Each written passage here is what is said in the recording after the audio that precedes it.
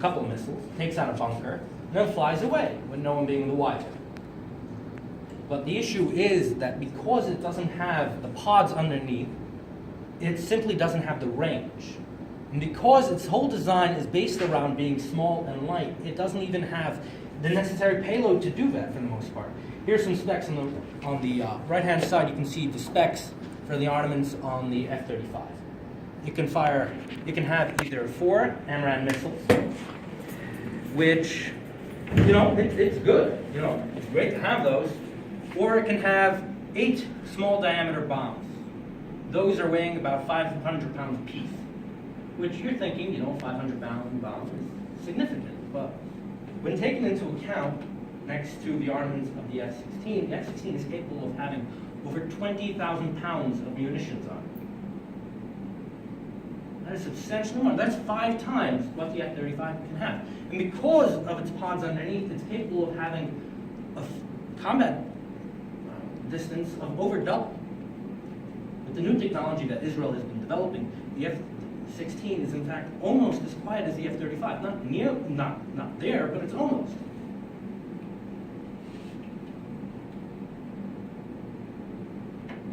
So a lot of analysts are still wondering I understand that it doesn't have a big payload. At the end of the day, it is the most advanced aircraft in the world. At the end of the day, you cannot detect it on radar. So why is it still losing to an aircraft that is 40 years old? And I think another reason could very possibly be because even though the F-35 is silent today, it is incapable of having any major armament, which is a huge flaw.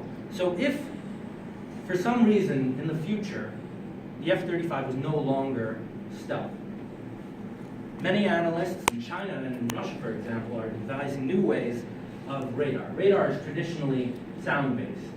You put up sonic wavelength, and you receive back sonic wavelengths, and you're capable of deducing where the aircraft is. Sonar works very much the same way.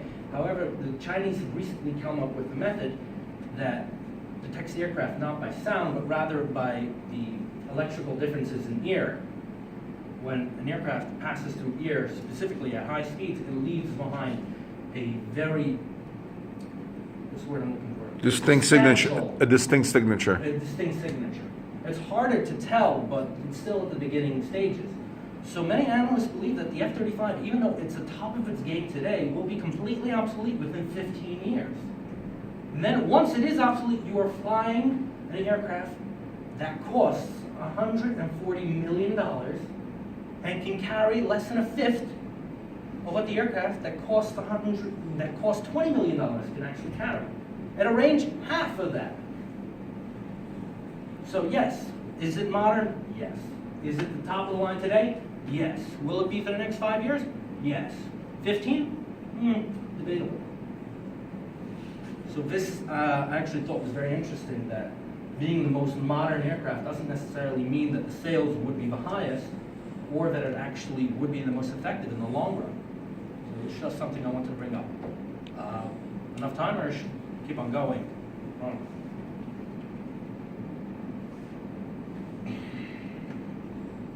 To give you another rough idea on how different these designs are, the F-35, it's actually, you can't see it in this picture because a lot of the pictures are classified. The F-35 is capable of taking off and landing vertically, which means that it can take off on a building, for example. It doesn't have to have a runway, technically. Like a helicopter, sort of? Exactly. Like a Harrier. It's based off the same design, yes. But it's capable of both. The Harrier is called a jump jet simply because it could do that, but it's not meant for engaging other aircraft. Right. The Harrier is mostly designed for the Royal Marines by the BAF to engage ground targets. The F-35 is the first aircraft that has a vertical takeoff that is specifically designed to infiltrate and take out enemy aircraft, which is a huge deal. It really is. If you understand what this thing is designed and could do, it is freaking amazing. But the issue is, for the price that we put into designing it and buying them, we could have bought a staggering amount of other aircraft that would for sure not have been obsolete within 10, 15 years.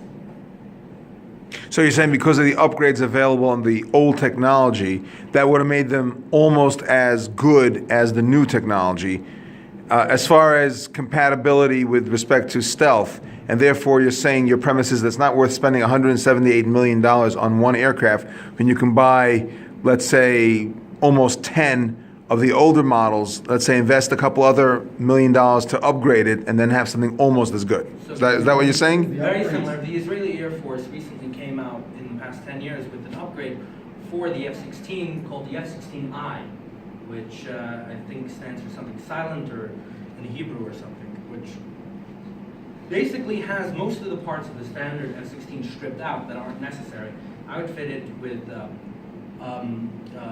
electronic jamming systems, better engine, quieter engine, and actually it has a much larger payload than this at a fraction the cost.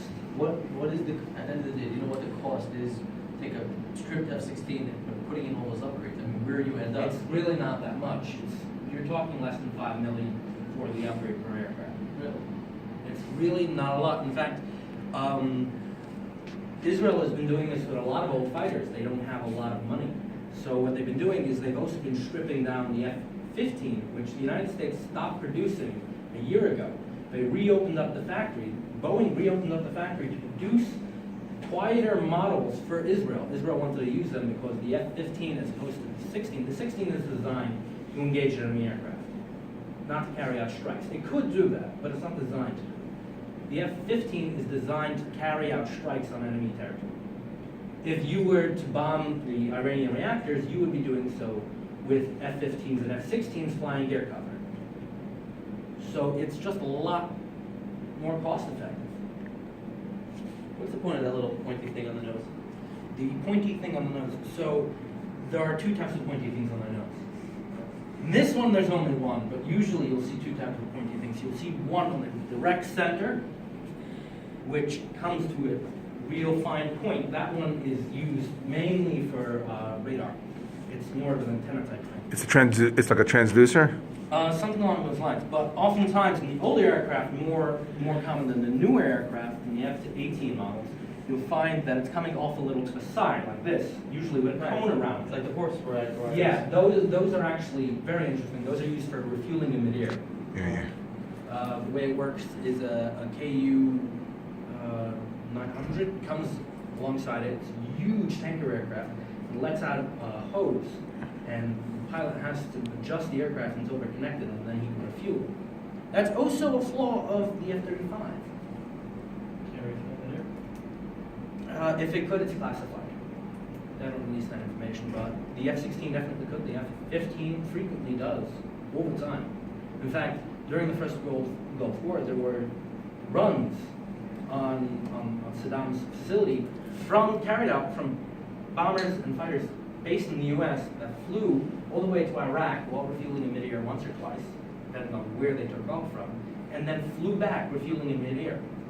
They didn't actually land anywhere. So yeah, it might be a little easier to detect on radar, but that doesn't mean that it's not an effective fighting weapon. In fact, one of the most popular aircraft today, the A-10 Warthog, was designed even earlier than the F-16. It was designed in the late 40s. Its fastest it goes is 450 miles an hour.